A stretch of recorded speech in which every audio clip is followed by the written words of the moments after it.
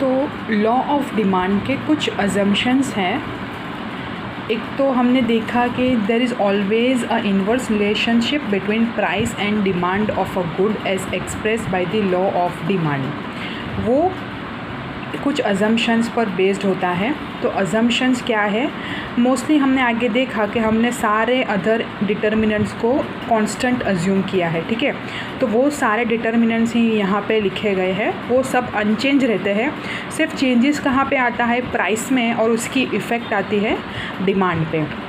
So tests and preferences of the consumer remain unchanged, income of consumer remains unchanged, price of substitute and complementary goods remain unchanged, consumers do not make anticipation regarding future prices।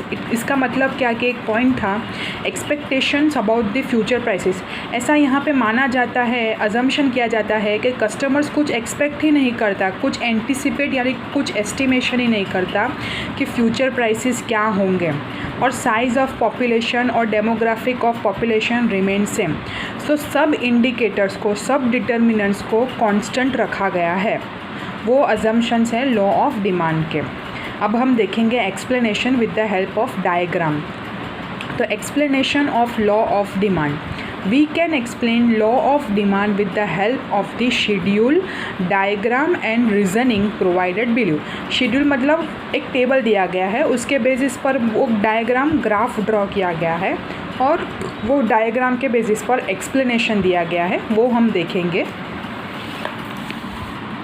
तो demand schedule में क्या लिखा है, the schedule showing willingness of a consumer to buy different commodities of a good at various prices is called demand schedule. तो ये जो table है, एक एग्जांपल लिया गया है मिल्क प्राइस का, और इस प्राइस पे मिल्क की डिमांड कितनी है। मिल्क को हम लीटर्स में मेजर करते हैं, इसलिए demand of milk in litres देखेंगे, ठीक है। तो इसको बोलेंगे डिमांड शेड्यूल। ये डिमांड शेड्यूल के हिसाब पर ये हम डायग्राम ड्रॉ करेंगे। So demand of milk in litres, demand है वो इफ़ेक्ट है, यानी कि वो इंडिपेंडेंट वेरिएबल है, और प्राइस जो है वो डिपेंडेंट वेरिएबल है, ठीक है। तो प्राइस को हम इस पे लेंगे और डिमांड को हम एक्स एक्सिस पे लेंगे। तो 50 पर था अगर 50 रुपीज़ प्राइस होगी तो डिमांड कितनी रहेगी, 1 लीटर। उसी तरह से हमने हर एक को प्लॉट किया है और ये डायग्राम को ड्रॉ किया है। यहाँ पे लिखा है मैंने डी यानी कि ये है डिमांड कर्व। डिमांड कर्व हमेशा नेगेटिवली स्लोप्ड रहता है, यानी कि नीचे आता है, डाउनवर्ड स्लोप रहता है। प्राइस और डिमांड का रिलेशन इन्वर्स रहता है, जैसे जैसे प्राइस बढ़ेगी वैसे वैसे डिमांड उसकी घटेगी, ठीक है। तो इसलिए डिमांड का जो स्लोप होगा वो हमेशा डाउनवर्ड स्लोप रहेगा। तो ये डायग्राम को हम ड्रॉ करेंगे, आपको भी आपकी बुक में ड्रॉ करना है। तो डायग्राम कैसे ड्रॉ करेंगे,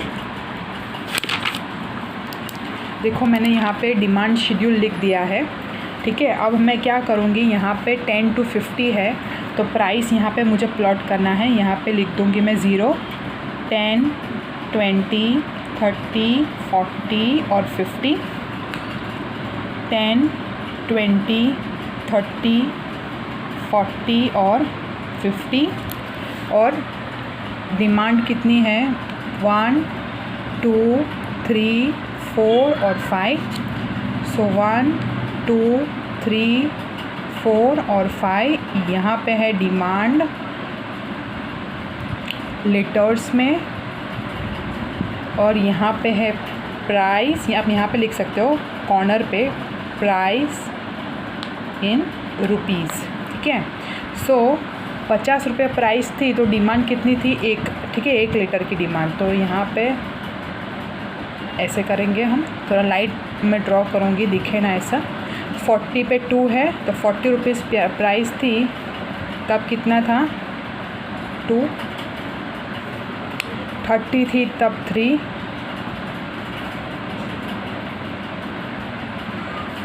20 थी तब 4,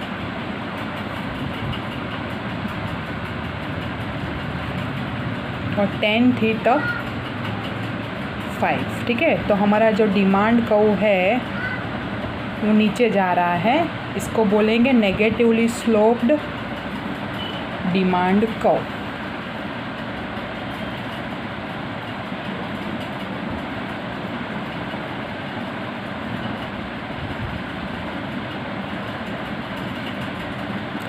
ठीक है, तो ऐसे हम डिमांड कर्व को ड्रॉ करेंगे। ठीक है, अब उस डायग्राम के बेसिस पर आपके टेक्स्ट बुक में रीजनिंग दी गई है। रीजनिंग का मतलब क्या है, एक्सप्लेनेशन दिया गया है।